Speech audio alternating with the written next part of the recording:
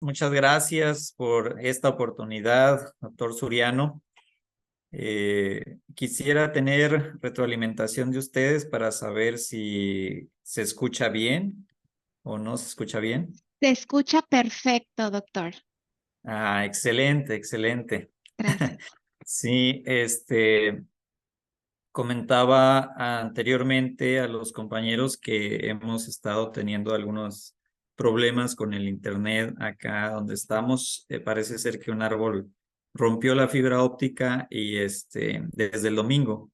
Entonces están arreglando, pero no se ha terminado. Así que hemos tenido algunos detalles para la conexión, pero gracias a Dios pues estamos a tiempo para empezar esta charla que deseamos que sea de bendición para todos y que todos aprendamos en esta tarde.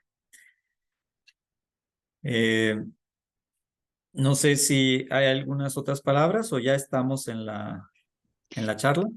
Puede continuar, doctor. Muy bien. Bienvenido.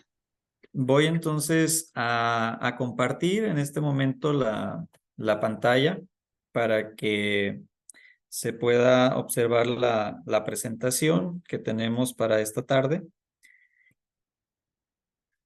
Nada más me dicen cuando ya se vea, ya es correcto. Excelente. Se ve Ok, completo. muy bien. Pues la inteligencia artificial y la biblioteca.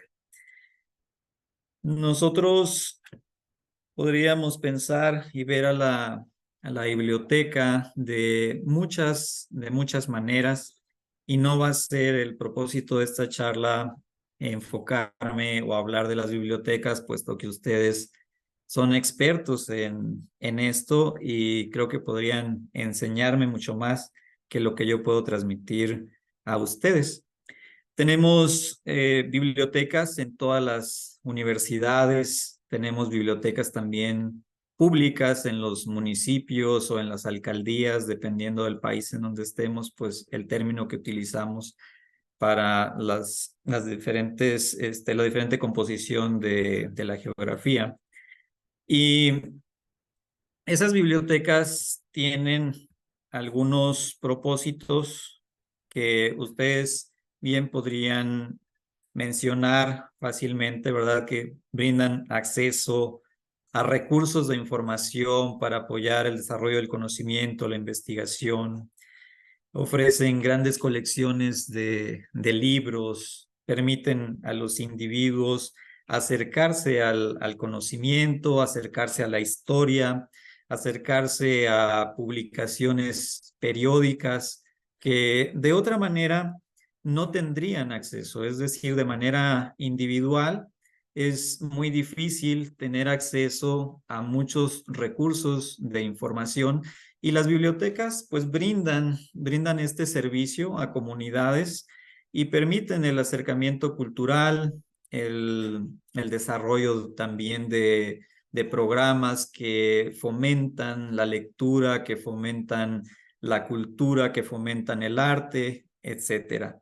Entonces, la biblioteca se convierte en un centro indispensable para el desarrollo académico, para la investigación, para la formación, para el acercamiento al conocimiento y a la ciencia. Así que su importancia en estos días sigue vigente a pesar de toda la tecnología y todo el acceso que tenemos por Internet a mucha información. La biblioteca se convierte en un centro de importancia porque puede ser un filtro entre la sociedad, entre la comunidad estudiantil de cualquier nivel que estemos hablando, en este caso del universitario, y la ciencia. ¿Y por qué un filtro? Bueno, se convierte en un filtro porque la gente tiene acceso a la información, pero esa información puede ser o no de calidad, puede, puede estar validada o no. Puede ser informal y puede ser de percepción, y hay muchos tipos de información que de alguna manera la gente consulta, pero que no siempre nos llevan a la verdad o a la mejor aproximación al fenómeno que estemos estudiando. Entonces, desde allí la biblioteca cobra un nivel muy relevante en la vida académica porque tiene la responsabilidad de que aquello que esté dentro de sus paredes, aquello que esté en sus sistemas, aquella información que se pueda acceder a través de los sistemas de la biblioteca, se tenga la confianza de que es información validada, información veraz, la aproximación que tiene la ciencia hasta el momento de cierto fenómeno, ya sea social o físico, biológico, etcétera, ¿verdad? De cualquier tipo. Entonces, desde allí la biblioteca hoy en día sigue más que nunca vigente, ¿verdad? Y eso es una gran noticia para todos en esta tarde. Es decir, yo creo que ustedes lo saben muy bien, pero que desde otras áreas se entienda así es muy importante y es importante que se haga esa promoción de la biblioteca como un centro de información verificada, un centro de información confiable. Y en torno a eso vamos a estar hablando un poquito esta tarde porque hoy se ha hecho muchas declaraciones en torno a lo que la tecnología puede hacer, a lo que la inteligencia artificial puede hacer. En una definición de Arthur Samuel en 1959, hace ya bastantes años, por cierto, unos 60 años, 64 años de esto, él dijo que la inteligencia artificial es un campo de estudio de las ciencias de la computación que da a las computadoras la habilidad de aprender sin ser programadas explícitamente. Si alguien de ustedes en algún momento se ha acercado a lo que es un sistema informático o en algún nivel de la escuela ha visto algo de programación, puede saber que los programas informáticos tradicionales se componen de líneas de código donde se tienen sentencias que dicen, si se hace esto, entonces haz esto. Si no se hace esto, entonces haz lo otro. Y van tomando las decisiones con base a ese tipo de argumentos o de lógica que se ha programado de manera explícita. Y podrían tener los programas tradicionales miles de líneas de código, millones de líneas de código, pero todas ajustadas de este tipo, donde siempre teníamos reglas que se cumplían de manera lógica. Podían tener 2 opciones, 3 opciones, 5 opciones, 100 opciones de elegir, pero siempre había una decisión lógica basada en alguna condición. Por ejemplo, si la palabra tiene 5 letras, entonces responde de esta manera. Si la palabra tiene 10 letras, entonces responde de esta otra manera. Si la palabra tiene más de 10 letras, entonces responde de esta otra forma. Y si finalmente la palabra tiene 0 letras, entonces responde que no se ha introducido ningún carácter y por lo tanto no se puede contestar o hacer alguna búsqueda. Siempre había ese tipo de lógica en los programas y todo basado en reglas de ese tipo. Pero llegó el momento en que hubo pensadores de las ciencias de la computación que idearon otra forma de hacer algoritmos y, y que no tengan ese tipo de secuencias lógicas. Y entonces de allí se genera toda esta serie de algoritmos, como ya dijimos antes, en donde tienen la habilidad, estos algoritmos, de basarse en los datos, generar modelos, generar un modelo que tenga un patrón y entonces los datos que vienen, procesarlos con ese modelo y dar respuestas. Y estos algoritmos van adaptándose a la nueva información que les llega. Hay una etapa de entrenamiento y después del entrenamiento, entonces se genera el modelo y los algoritmos quedan pues listos para responder a las preguntas que nosotros hagamos o a las tareas que nosotros le solicitemos. Vamos a ver algunos conceptos asociados para ir entrando más en la materia de este tema, ¿verdad? Algunos conceptos asociados a la inteligencia artificial. Es el desarrollo de sistemas que pueden realizar tareas que normalmente requieren inteligencia humana. Los sistemas de inteligencia artificial mejoran su rendimiento a través del tiempo mediante la recopilación de datos.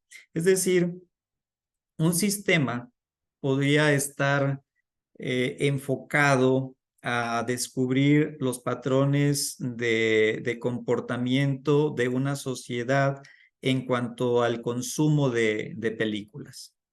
Y entonces el sistema va capturando los datos de qué películas se están rentando en cierta sociedad, en cierta comunidad, y entonces va dándose cuenta cuáles son aquellas películas que se consumen más, en qué días, qué películas se consumen más el día sábado, qué películas se consumen más el día domingo, qué películas se consumen entre semana, y todo eso con lo que la gente está haciendo al rentarlas, es decir, está advirtiendo las preferencias y a medida que tenga más datos va a tener un mayor conocimiento de ese fenómeno.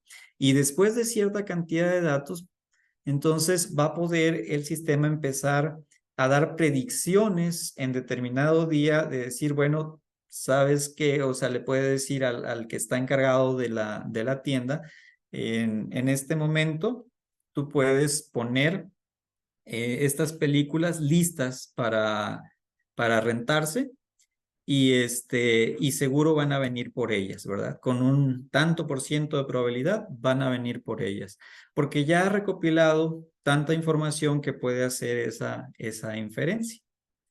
Pero ¿dónde está, por ejemplo, la limitación de ese sistema?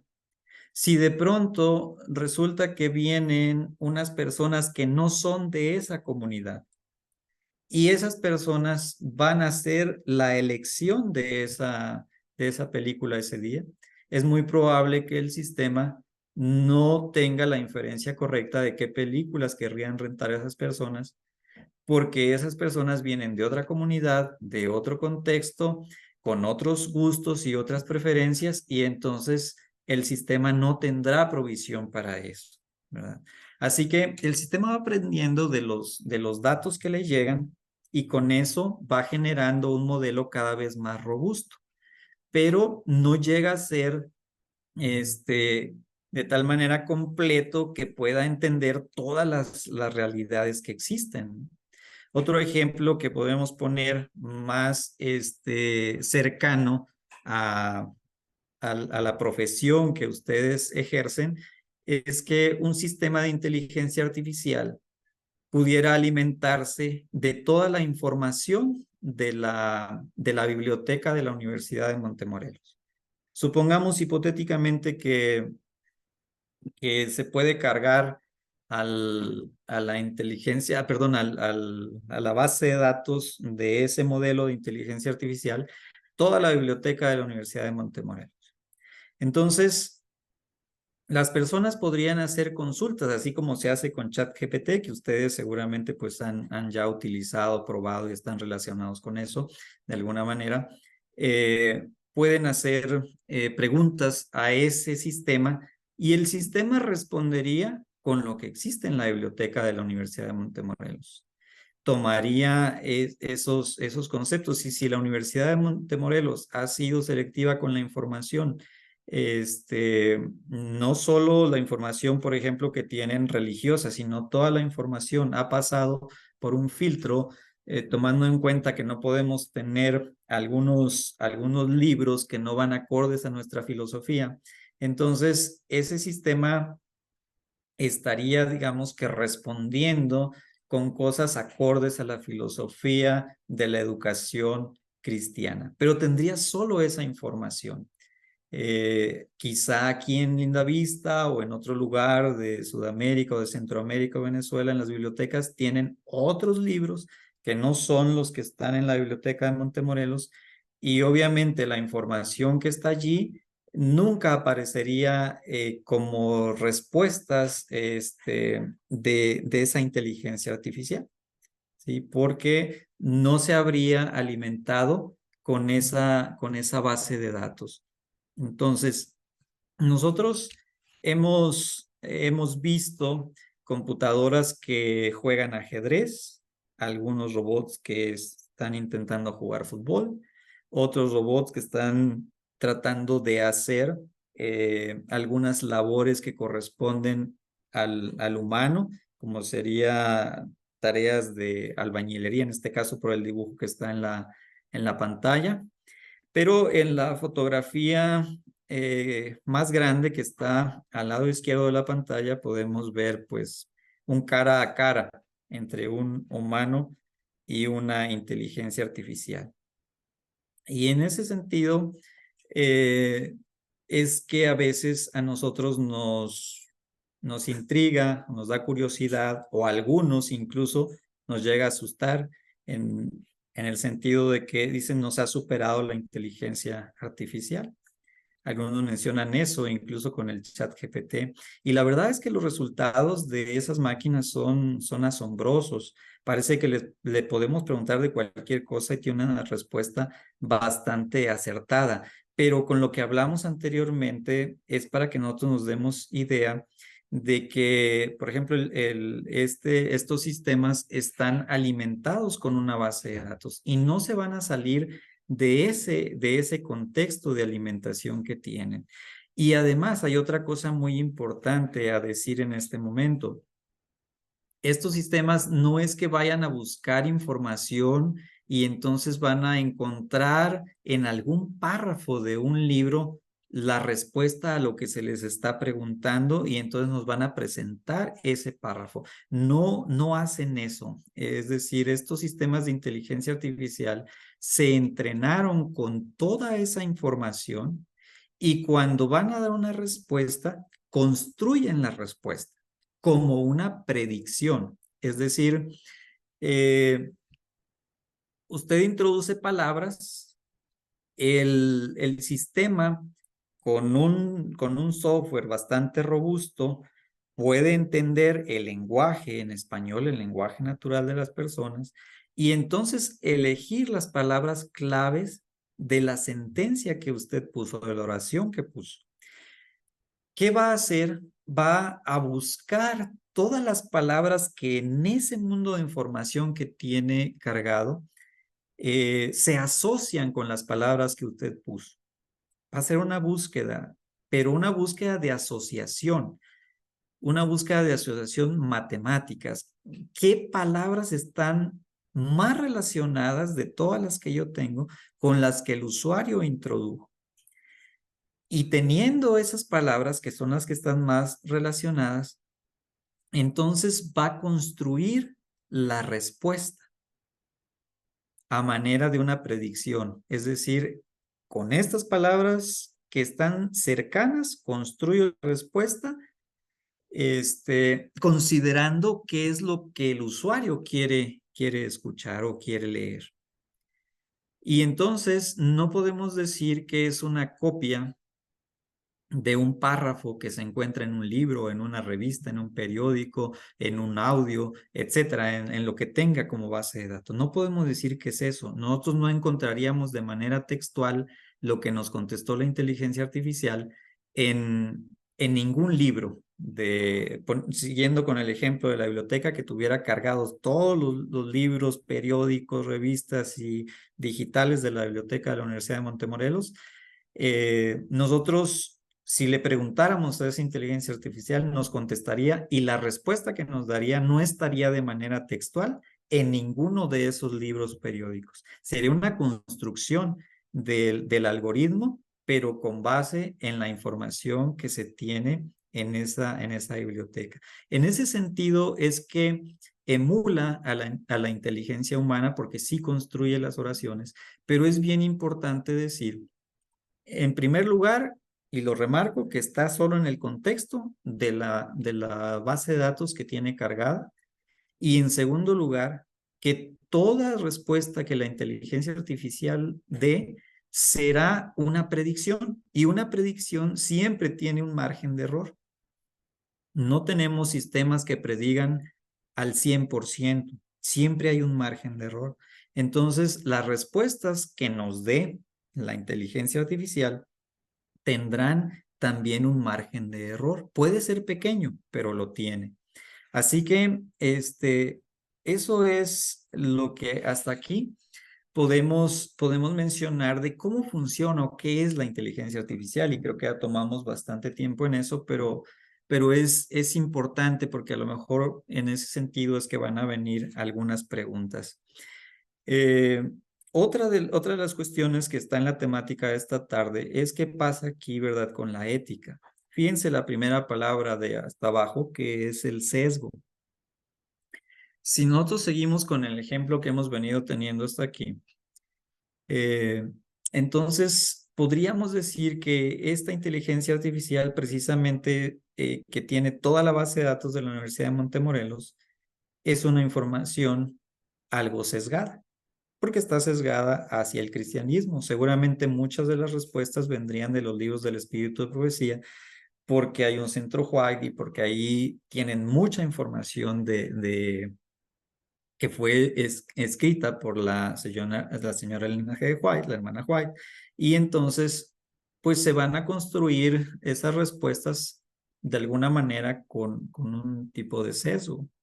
En este caso, para nosotros y por la convicción que tenemos y la filosofía que tenemos y lo que creemos como cristianos adventistas del séptimo día, ese sesgo es algo deseable, es algo que nosotros queremos y está bien.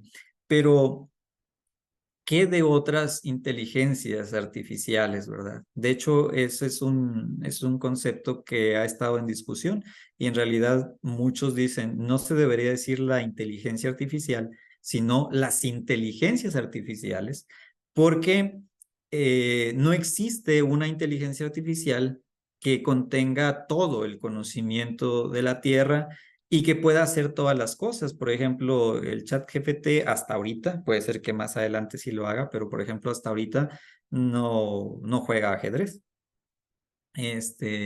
Entonces el chat GPT tampoco podría conducir un carro autónomo. Entonces, para un carro autónomo hay una inteligencia artificial, para jugar ajedrez hay otra inteligencia artificial, para contestar en lenguaje natural, como el caso del chat GPT, otra inteligencia artificial. En mi caso, estuve trabajando en un sistema de recomendación para los factores de la higiene del sueño y mejorar la calidad del sueño en aquellas personas que estén interesadas en esto. O estuvieran interesadas en mejorar su calidad de sueño, y esa es otra inteligencia artificial. Entonces, realmente hasta ahorita son las inteligencias artificiales, o sea, no hay una inteligencia artificial mundial que concentre todos los conceptos o los saberes y entonces dé respuesta, ¿no? Pero cada una de esas inteligencias artificiales, pues tendrá el sesgo de la base de datos con la que fue alimentada. Y en este sentido, pues es importante saber, ¿verdad? Como el chat GPT cuando inició, pues daba algunas respuestas que se dieron cuenta rápidamente en donde lo estaban trabajando, que eran clasistas, que eran machistas, etcétera, varias cosas de ese tipo. Y entonces empezaron a hacer adecuaciones y pusieron a un grupo de expertos en lenguaje y de expertos en sociología que le dijeran durante el entrenamiento, le dijeran al chat GPT le pedían respuestas, por ejemplo, sobre un tema, y el chat GPT daba 5 o 6 respuestas, y entonces estos expertos clasificaban por orden de mejor respuesta a peor respuesta, y entonces le decían al chat GPT cuál era la mejor respuesta y cuál era la peor respuesta. Y de esa manera también se fue entrenando. Pero entonces ahora, ¿qué identificamos allí? Pues que ya hay un sesgo de cómo piensa ese grupo de expertos que están trabajando para eso. ¿Cómo sabemos cómo piensa ese grupo de expertos?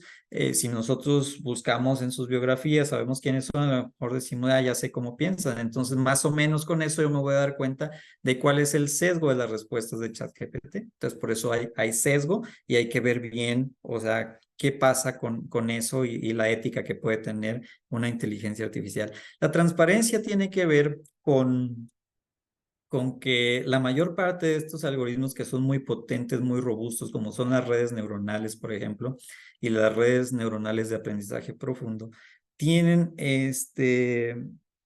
son como cajas negras, es decir, no podemos saber exactamente cómo construyeron la respuesta que nos están dando. Y si nosotros metemos la misma información como entrada, si el mismo input, el mismo insumo, vamos a obtener diferentes respuestas. Entonces, eh, pues eso es un caso para estudio de la ciencia, incluso para el derecho, para muchas cosas, porque si una inteligencia artificial que ayude, por ejemplo, en la toma de decisiones en un juzgado, o sea, con un juez para ver si alguien debe ser declarado culpable o inocente. Entonces, si hay un alegato, ¿cómo saber por qué la inteligencia artificial decidió eso? ¿Con base en qué? Hay algunos algoritmos que sí se puede saber, pero hay otros en los que no se puede saber. Y entonces ese es el tema de transparencia que también mantiene a todos los interesados en estos temas y que trabajan, los científicos que trabajan en eso y también no solo de computación, sino del área de ciencias sociales, los gobiernos que están involucrados, etcétera. ¿Cómo regular esto, verdad? Y de allí se desprende la otra, que es la responsabilidad. Es decir, cuando un carro autónomo está en una situación crítica y tiene que decidir qué hacer, si frenar, acelerar, si se va al lado derecho a donde hay personas o si se va al lado izquierdo donde vienen otros carros de frente y entonces se causa un accidente y existen muertes. ¿De quién es la responsabilidad? ¿Del dueño del auto? ¿De la empresa que fabricó el auto? ¿De los diseñadores del algoritmo? ¿De quién es la responsabilidad, verdad? Ese es otro punto que está ahorita en discusión con la inteligencia artificial y que tiene que ver con la ética. Y finalmente, pues el marco de referencia axiológico que ya comprende las tres anteriores, en donde podemos decir qué hay detrás en los conceptos de valores, en los conceptos de principios y de valores de una inteligencia artificial. Eh, el programador, más bien no el programador, sino aquel que decidió con qué datos se va a entrenar la base de datos, es el que está decidiendo qué tipo de principios, qué tipo de valores va a tener esa inteligencia artificial para responder. Entonces, no es en sí el algoritmo, no es el que programó el algoritmo, sino aquel que eligió o quienes eligieron las bases de datos con las que se va a entrenar ese algoritmo, los que nos pueden decir cuál es el marco de referencia axiológico de una inteligencia artificial y pues también para saber a qué nos estamos enfrentando cuando estamos dialogando o cuando estamos utilizando estos productos.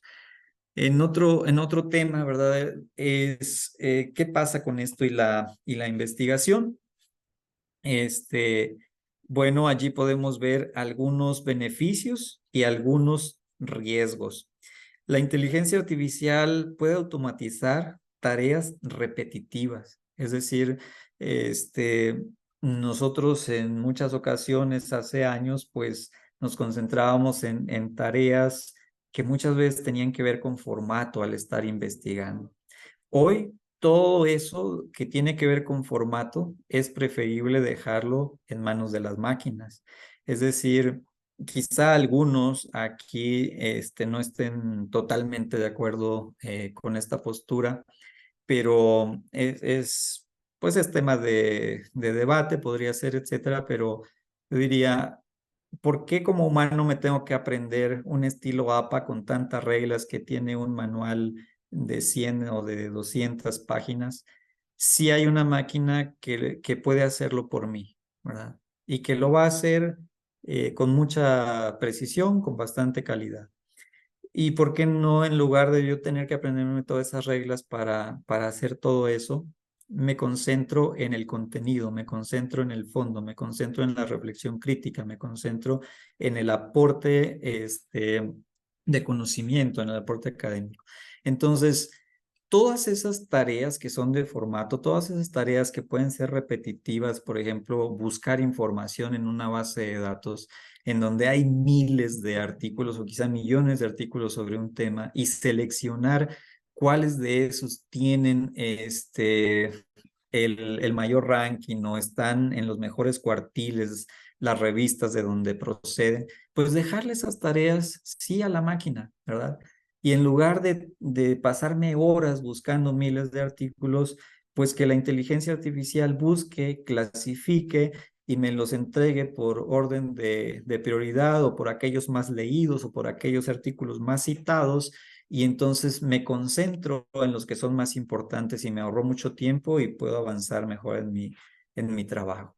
Entonces, todas esas tareas son beneficios que hoy tiene un sistema de inteligencia artificial y que puede ayudar en la biblioteca, en donde los estudiantes antes o todavía hoy en algunos lugares pasan mucho tiempo en la búsqueda de la información, en llegar a encontrar lo que realmente me interesa leer.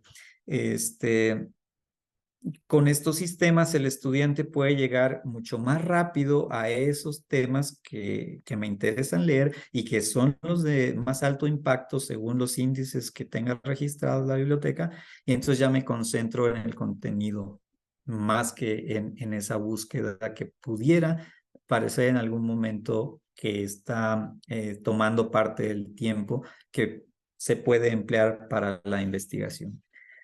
¿Qué riesgos tenemos en cuanto a esto de la investigación? Bueno, si tenemos máquinas que nos dan los resultados que queremos, muchos pudieran pensar que puedo dejar de lado lo que yo pueda aportar, es decir, ya tengo la tarea hecha, ¿verdad? Y nos concentramos únicamente en la productividad, es decir, yo estoy cumpliendo con una tarea. Pero ese es un riesgo. O sea, nosotros sabemos que debemos ser finalmente quienes tengamos el espíritu crítico, el razonamiento y la elección final de qué realmente es lo que sí es útil de lo que me está dando la inteligencia artificial. Qué es aquello que puede derivar en un riesgo según mi contexto.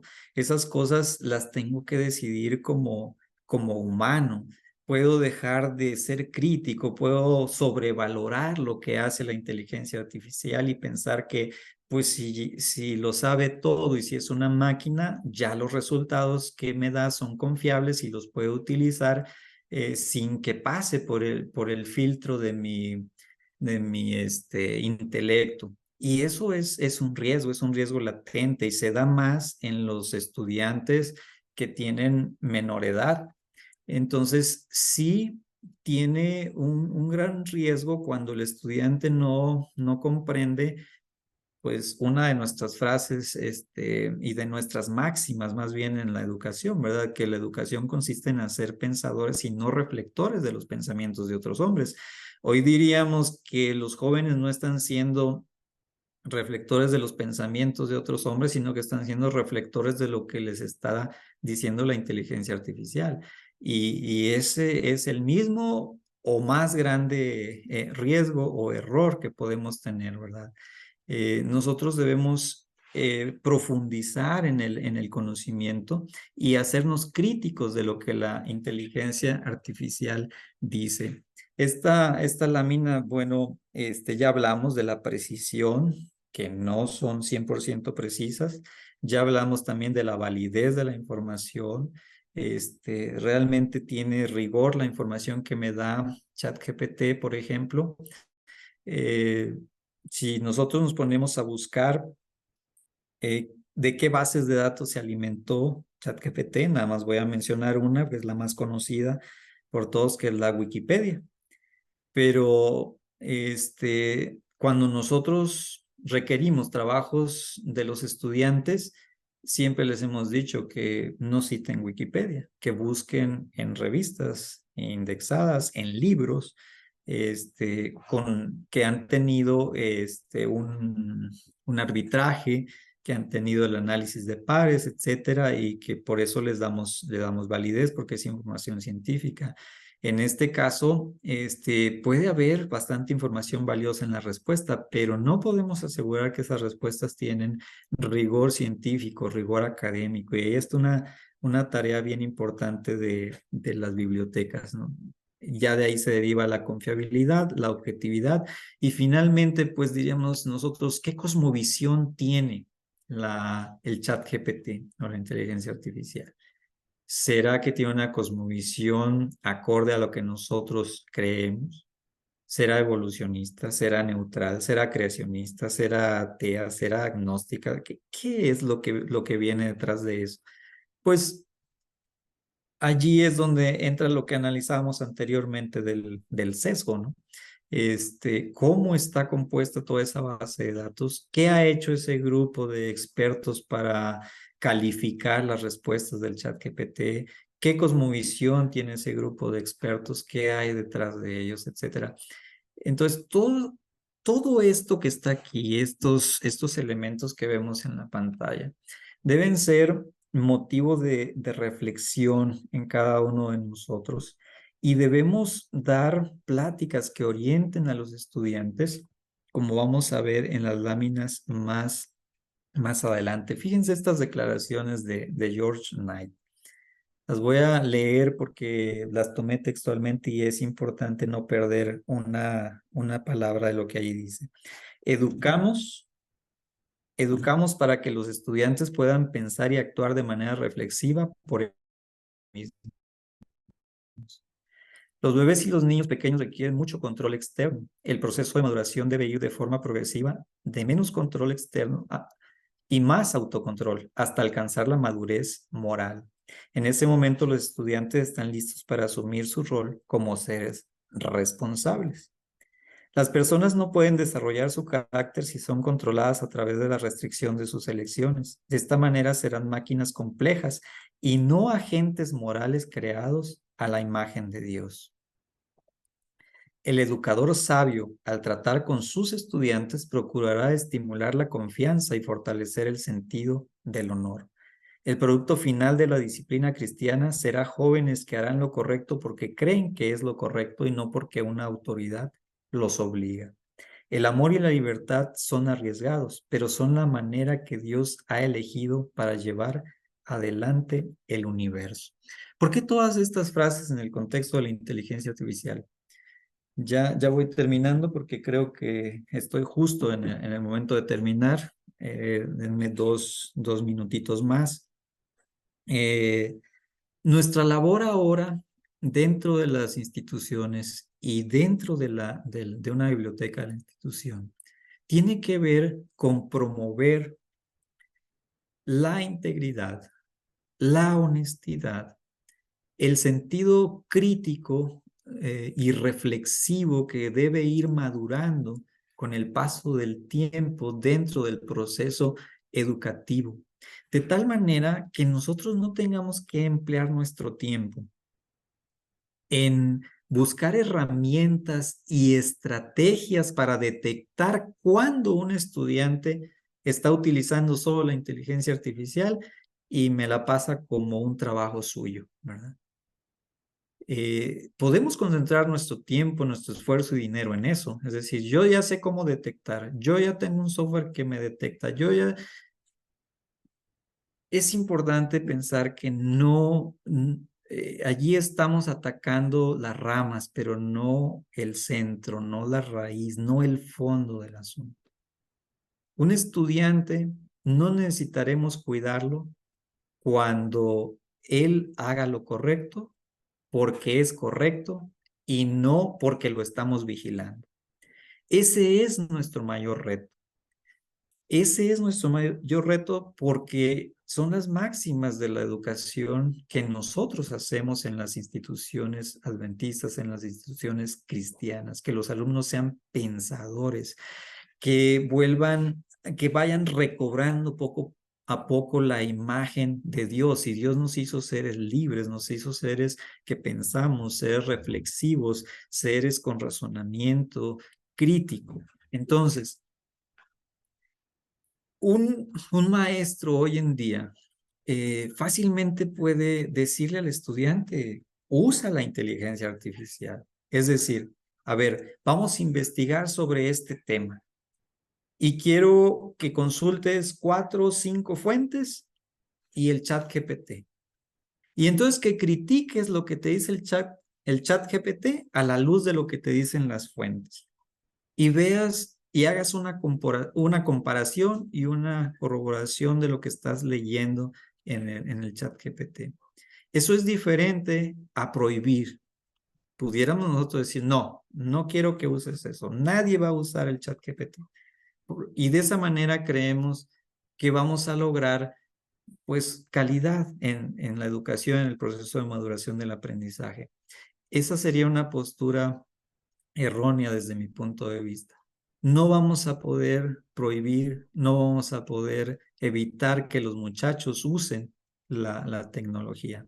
Pero lo que tenemos que hacer es reforzar los principios de la educación.